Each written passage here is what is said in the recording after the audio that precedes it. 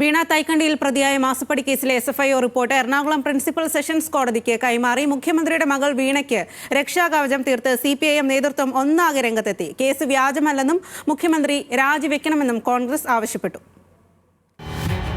സാമ്പത്തിക കുറ്റകൃത്യങ്ങൾ പരിഗണിക്കുന്ന എറണാകുളം JFCM കോടതിയിലാണ് മാസപ്പടി കേസിലെ കുറ്റപത്രം കൈമാറിയത്.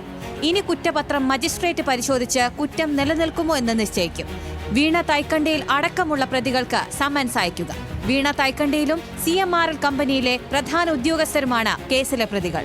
കമ്പനി നിയമപ്രകാരം 10 വർഷം വരെ തടവ് ലഭിക്കാവുന്ന കുറ്റങ്ങളാണ് ചുമത്തിയിരിക്കുന്നത്.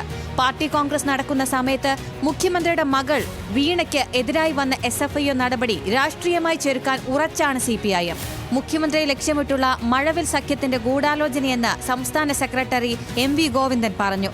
കേരളത്തിൽ രൂപം കൊണ്ടിട്ടുള്ള ഈ മഴവിൽ സഖ്യമുണ്ടല്ലോ, RSS, BJP, സംഘപരിവാർ, അതുപോലെ തന്നെ കോൺഗ്രസ്, UDFിൻ്റെ ഭാഗമായിട്ടുള്ളവർ, അതിൻ്റെ ഒപ്പം തന്നെ ജമാഅത്തെ ഇസ്ലാമി, SDPI ഉൾപ്പെടെയുള്ള ഈ സഖ്യം CPMനെതിരായിട്ടും മുഖ്യമന്ത്രിക്കെതിരായിട്ടും ഗവൺമെൻറ്റിനെതിരായിട്ടും നടത്തിക്കൊണ്ടിരിക്കുന്ന രാഷ്ട്രീയ വില കുറഞ്ഞ നിലപാടിൻ്റെ പ്രചരണത്തിൻ്റെ ഭാഗമായിട്ട് മാത്രമേ ഞാനിതിനെ കാണുന്നുള്ളൂ. ഡൽഹി കോടതിയിൽ കേസ് വിധി പറയാനിരുന്ന ജഡ്ജിയെ അലഹബാദിലേക്ക് സ്ഥലം മാറ്റി. ജൂലൈയിൽ വിശദമായ വാദം കേൾക്കാൻ തീരുമാനിച്ചിരിക്കെ ഇപ്പോൾ SFIO നാടകം കളിക്കുകയാണ്. മുഖ്യമന്ത്രി കമ്പനിക്ക് വഴിവിട്ട ഒരു സഹായവും നൽകിയിട്ടില്ല. കൈക്കൂലിക്ക് ആരെങ്കിലും ടാക്സ് അടയ്ക്കുമോ എന്നും ഗോവിന്ദൻ ചോദിച്ചു. കേസ് രാഷ്ട്രീയമായും നിയമപരമായും നേരിടുമെന്ന് പ്രകാശ് കാരാട്ട് പറഞ്ഞു. Well, we've already stated it earlier also.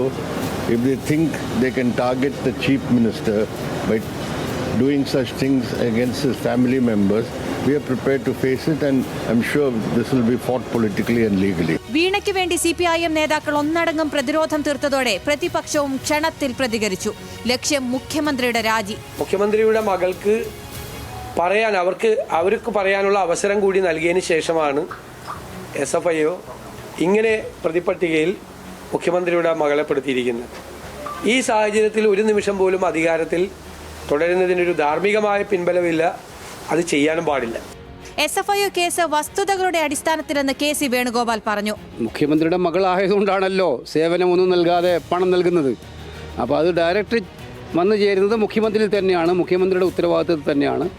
അതുകൊണ്ട് അദ്ദേഹം ഈ കാര്യത്തിൽ ധാർമ്മികത ഉയർത്തിപ്പിടിക്കണം, അല്പമെങ്കിലും ഉണ്ടെങ്കിൽ എന്നുള്ളതാണ് എനിക്ക് പറയാനായിട്ട്. മുഖ്യമന്ത്രി പ്രതിപട്ടികയിൽ വരുന്ന നാളുകൾ അതിവിദൂരമല്ലെന്ന് വിജിലൻസ് കോടതിയിലും ഹൈക്കോടതിയിലും കേസ് നൽകിയ മാത്യു കുഴൽനാടൻ MLA.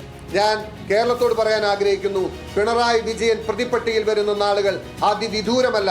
എനിക്ക് സംശയമില്ല കാര്യത്തിൽ. മൂവാറ്റുപുഴ, തിരുവനന്തപുരം വിജിലൻസ് കോടതികളും ഹൈക്കോടതിയും കേസിൽ വിജിലൻസ് അന്വേഷണം ആവശ്യപ്പെട്ടുള്ള ഹർജികൾ തള്ളിയിരുന്നു. SFIO അന്വേഷണത്തിനെതിരായ വീണയുടെ ഹർജി ഡൽഹി ഹൈക്കോടതി വാദം കേൾക്കാനിരിക്കെയാണ് പാർട്ടി കോൺഗ്രസിനിടെ വീണയെ കേസിൽ പ്രതി ചേർത്തത്. വിവിധ ബ്യൂറോകൾക്കൊപ്പം ന്യൂസ് ഡെസ്ക്, ന്യൂസ് മലയാളം.